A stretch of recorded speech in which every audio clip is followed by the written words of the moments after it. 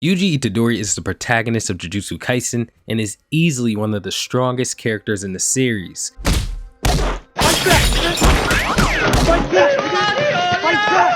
Being able to perform on a similar level as Special Grade Sorcerers in the most recent Shinjuku Showdown Arc, and actually fought a weakened Sukuna for about 20 chapters straight. With Yuji serving as Sukuna's kryptonite, what happens when he has to face another calamity who isn't as unlucky when it comes to matchups? This Demon King being Muzan Kibutsuji, the primary antagonist of Demon Slayer and the final villain. In this scenario, the self-proclaimed natural disaster will appear in Shinjuku, the same exact spot Yuji would confront Sukuna in chapter 238 alongside Higuruma in order to begin their final battle. The two will be completely bloodlusted and hate each other as much as they hate their rivals from their own series. Lastly, Muzan will not be poisoned. Even if he were, it would not matter. This fight will be way closer than you may think and will end much faster than you think for reasons that really only apply to this specific matchup. So stick until the end if you're curious about that. Of course, there will be spoilers for both Demon Slayer and Jujutsu Kaisen, and without further ado, let's get into the video.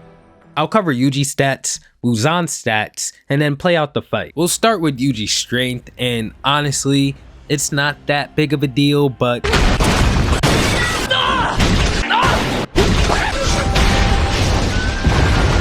it requires a bare minimum for it to be effective, so we'll still cover it. Right before the 1 month time skip in chapter 214, Yuji would take a direct punch from Sukuna that launched him through another building several kilometers away. My ears burn! And soon after, he'd pull back up to Sukuna in a quiet rage, staring him down from another building and destroying that same building by leaping off of it in order to reach Sukuna and slam him down through another building, destroying 2 large buildings in the span of a minute.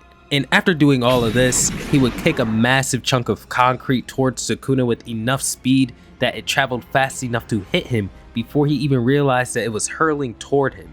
The community consensus on the weight of this huge chunk of concrete usually lies between 4 to 5 tons with all calculations included and all that kind of stuff. Yuji also displays tons of impressive strength feats in the most recent battle against Sukuna, where he performs feats such as grabbing Sukuna and hurling him through a building with enough force to completely destroy it again, which is pretty impressive considering the fact that he was fighting for about 20 chapters straight at this point of the battle. So it shows that he can do this even when he's exhausted. He's also comparable to the other heavy hitters, with Yuta specifically being able to burst through an entire bridge with so much force when arriving to fight Sukuna that it just completely eviscerated the bridge they were all fighting on. And this was just zero effort. Yuta, when fighting Kurushi, would be able to rip out a metal fence out of the ground and throw it as if it were a boomerang. Safe to say, Yuji is pretty damn strong and easily above large building level, which is all he needs to be bare minimum for this fight, as it is a fight that relies on hacks. Now, let's move on to his speed. People may not like this, but I put Yuji in terms of speed a little bit above Yuta, as Yuji seemed to be perfectly matched with Yuta in speed within Yuta's domain expansion while they were both fighting Sukuna together.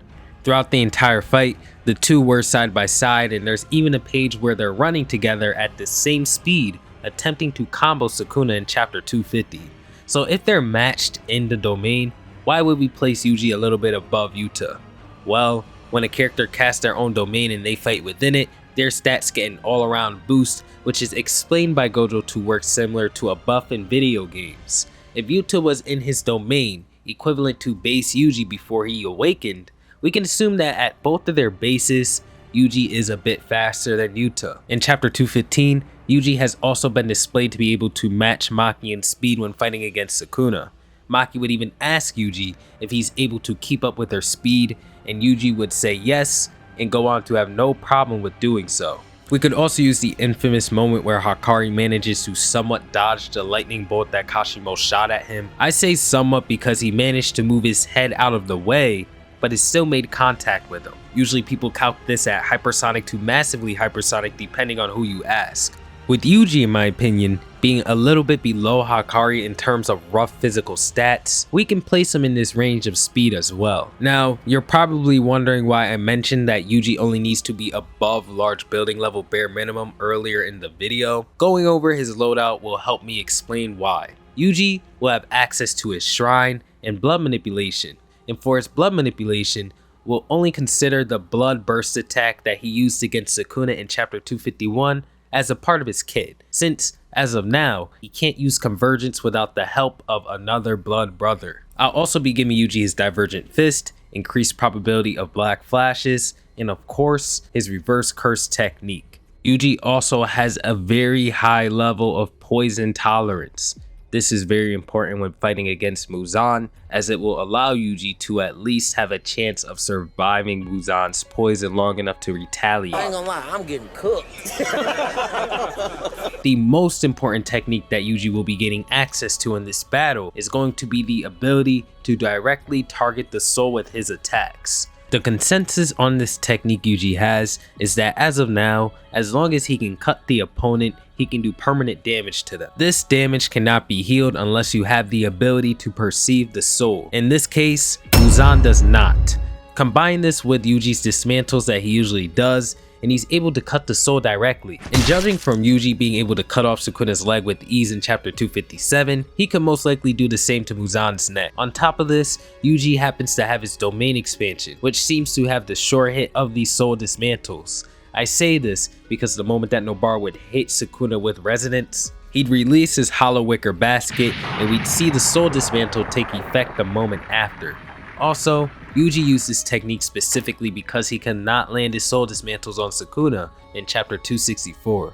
So using context clues, I've been led to believe that the soul dismantle is the sure hit of Yuji's domain expansion. Yuji having access to this technique would allow him to have a much easier time actually landing his attacks on Muzan. With that, I've gone over all relevant stats for Yuji in this matchup, but of course, we have to examine the other side before pitting the two characters against one another. So, moving on to the king of the night, Muzan Kibutsuji. Muzan is the progenitor of all demonkind and demon slayer, and is stronger than every single demon in the series. This includes monsters such as Akaza, who's been stated by Rengoku to be able to move at the fraction of a blink, and Kokushibo, who speed blitzed that same exact Akaza later on. Muzan's strength is so overwhelming that it required the effort of every single demon slayer that was alive to take him down. It's safe to say that the self-proclaimed natural disaster was able to live up to his title. Beginning with his speed, it's ridiculously impressive. In his weakened state, he was throwing attacks too fast for all of the pillars to even keep up with. The pillars being the strongest demon slayers in existence. Mitsuri herself, one of many pillars, would even state that she cannot see Muzan's attacks and has to rely on pure luck and instinct to survive. The same Mitsuri who was able to dodge and weave through sound and lightning waves shot by Zohakuten. Mitsuri is relative to all of the other Hashira in speed, including Giyu, who can match Akaza in combat speed, who seemed to be going at the same pace he was when fighting Rengoku. Obviously Akaza is a bit faster, but it's still worth noting since compared to Muzan, they're all in the same tier. The gap is that big. Muzan was able to almost effortlessly match and keep up with 3 to 6 of these Hashira, fighting him at these speeds, using his tentacles alone during the final battle of the series. And when he would start to try after being massively nerfed by all of the drugs, he blitzed every Hashira at once with a single attack. If we lowball Muzan as hard as we possibly can, he's massively hypersonic. Demon Slayer doesn't really have many strength feats, and honestly what we do have is not impressive. We can do the typical durability equivalent to strength rule here, as it's the only way we'll have some decent data on this. Muzan has the feat of being able to tank and regenerate Ubuyashiki's explosion, which was certainly large building level. As in the same page you can see Muzan regenerate, the fire left by the explosion is only a little bit shorter than the mountain behind it. Also when fighting Obanai and Tanjiro in chapter 194 of Demon Slayer, he casually destroyed buildings many times. So I'll just plant him at large building level and above. Even if he's way higher than this, it doesn't really make a difference in the context of this fight. And when going over Muzan's loadout, you'll understand why. And speaking of his loadout, Muzan will be in his final form with all 8 of his blade whips intact. He'll have his biokinesis, which allows him to manipulate his physical form in any way he likes. Examples include when he tried to eat Tanjiro at the very end of their fight, or how he was able to split himself into 1,000 pieces in order to escape Yorichi, only to recombine himself and regenerate his body completely. Speaking of his regeneration, he'll have access to that as well, but it's not really going to be too useful against Yuji, due to Yuji's ability to directly strike the soul.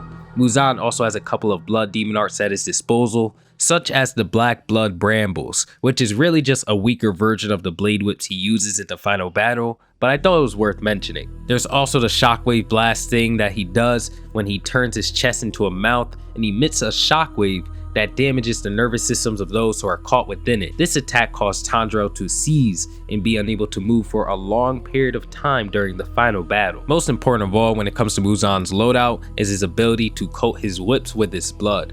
I wanted to speak about this separately from the whips because it's important to the matchup. Muzan's ability to coat his whips with his blood allows him to forcefully inject his blood into his opponents. Once this happens, it will serve as a poison that destroys the cells of the human body. This poison is insanely potent, as it was able to put down Tanjiro shortly after he'd be hit by Muzan in chapter 184. And with the breathing techniques of the Demon Slayer serving to slow down this poison, it's actually crazy how fast its effects hit Tanjiro. With that, you can see the kind of battle that this is going to be. Whoever lands the first attack most likely overwhelms the opponent and wins, as Yuji can completely turn off Muzan's regeneration while being able to hit him hard enough to one-shot him or just take his head off. Muzan, on the other hand, has to just hit Yuji with one of his 8 whips and it should fatally poison him while doing tons of damage. With both sides established, we have to go on to how the battle would potentially play out. For this to be fair, both sides know nothing about one another, and honestly, it's a very fast battle.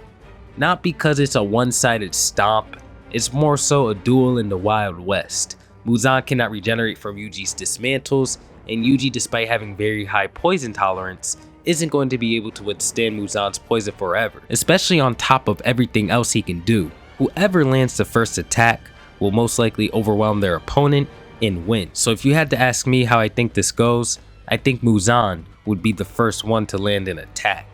Although Yuji is quite fast and can be massively hypersonic if you highball him hard enough, Muzan is massively hypersonic, bare minimum. I think Muzan would connect an attack on Yuji before Yuji even fully casts his domain expansion. If Yuji were to take the option of retreating in order to activate his domain expansion from a distance, I don't think he'd have much luck escaping Muzan without getting hit once. Muzan is at bare minimum comparable to Sukuna when it comes to pure speed. Yuji, in my opinion, would have a better chance at eating one of Muzan's attacks and casting the domain expansion. Yuji is never really one to hold back ever, whereas Muzan certainly would see Yuji as a fly and swat him, but not really use all of his strength to do so. So I believe that if he is to be hit by Muzan as soon as their battle begins, he'll be able to tank it, sustaining a lot of damage doing so, and then cast the domain expansion instantly, as he'd understand that in terms of direct combat, he's completely outclassed. From here, Yuji would have the chance to land his dismantles directly on Muzan, dealing heavy damage to him. But in the end, Muzan is someone to rampage when he's intimidated, and him getting hit by one of Yuji's dismantles will cause him to see that he can't regenerate, and begin to actually go all out because he understands that there's a real chance that he can lose. When this happens, I believe Muzan would slowly but surely overwhelm him, whether that be through his whip blades, the blast he can use to seize his opponent's entire body, or the poison he placed into Yuji's body when he first hit him. Despite Yuji being a massive counter to Muzan, Muzan just has access to too many tricks to overwhelm any one person he fights. With that said, I can't see Muzan not getting desperate and scared once he realizes Yuji can do real damage to him and just unleashing hell on the entire map. Even if Yuji catches him with this domain expansion, it doesn't seem as if he can continuously smack his opponent with the short hit, as he would have done that to finish off Sukuna instead of a Black Flash in their final battle. So I do believe that before the next short hit activates on Muzan, Muzan will get desperate and finish off Yuji. So with that said, I do believe that Muzan would win this battle at an 80% win rate because he'd have a much easier time reaching Yuji than Yuji would reach him. Yes, the blade whips that just give him so much range and everything else he can do. I wanted to do this matchup because I found it to be a pretty unique one. And with that said, if you enjoyed the video, thank you so much for watching, guys, and I'll catch you all in the next one. Yeah, they had us the first half, I'm not gonna lie.